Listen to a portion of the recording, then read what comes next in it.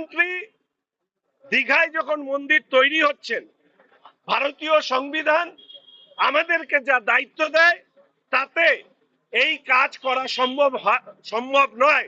আমাদের মাননীয় বিরোধী দলনেতা শুভেন্দু অধিকারী মহাশয় এই কথা বলেছিলেন।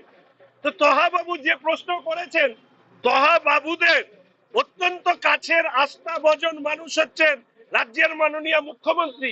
প্রশ্নের উত্তর মাননীয় মুখ্যমন্ত্রীকে দিতে হবে। ইমাম মাতা শুরু করেছিলেন, ধর্ম রাজনীতিতে ধর্মের প্রবেশ ঘটিয়েছিলেন। আজকে এই প্রশ্নগুলো এড়িয়ে যাবেন কি করে? এরকম হাজারো প্রশ্নের উত্তর আপনাকে এই সাম্প্রতিক কালেই আপনাকে দিতে হবে। আমাদের একটাই লাইন আছে, সেটা হচ্ছে দেশ সর্বপ্রথম।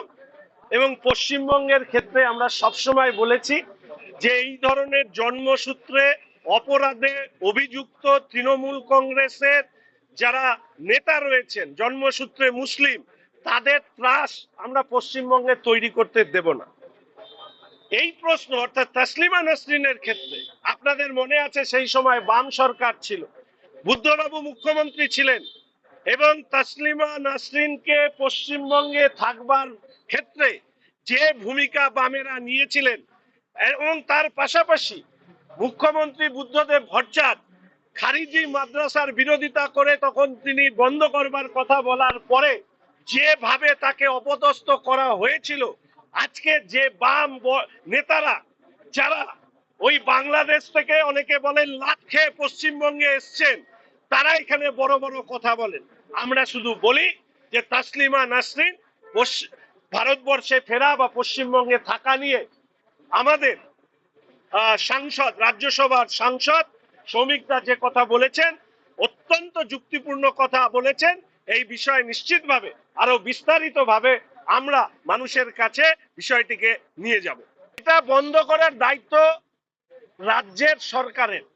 বিরোধী দল আন্দোলন করবে আর রাজ্যের সরকার বন্ধ করবে, এই প্রক্রিয়া যদি চলে এই রাজ্যে, তাহলে আপনাদেরকে শুধু এইটুকু বলতে পারি, এই রাজ্যের মুখ্যমন্ত্রী হচ্ছে সব থেকে বড় ভাওতাবাজ মুখ্যমন্ত্রী।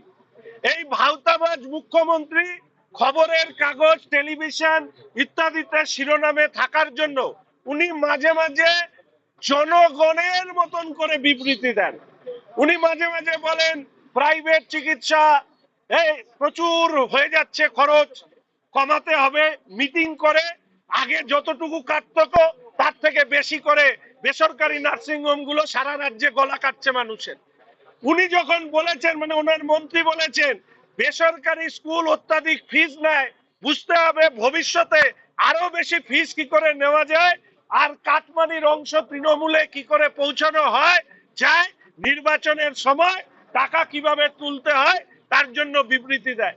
এই মুখ্যমন্ত্রী এখানে যতগুলো টেলিভিশনের ক্যামেরা আছে বড় বড় করে এই প্রেস কনফারেন্স দেখিয়েছিল যে মাটিগাড়া, কাওয়াখালী, গজলডোবা থেকে শুরু করে নকশালবাড়ি, খড়িবাড়ি, একরের পর একর জমি, সরকারি জমি দখল করে তৃণমূলের নেতারা ব্যবসা ফেঁদেছে। উনি বলেছিলেন সবাইকে গ্রেফতার করবে, সরকারি জমি সমস্ত কিছু আবার পুনরুদ্ধার করবে। আজকে আমি ফিরহাদ হাকিম সাহেবের কাছে এই প্রশ্ন করেছিলাম, দেখলাম যে এই সরকার কতখানি অসহায় না নির্লজ্জ আমি বলতে পারবো না। এক ছটাক জমি উদ্ধার করেছে কি করেনি তার কোনো হিসেব নেই। এর আগে বলেছি যে শ্বেতপত্র প্রকাশ করুন এবং প্রকাশ করে কত জমি বেদখল হলো, কত জমি উদ্ধার হলো মানুষকে জানান।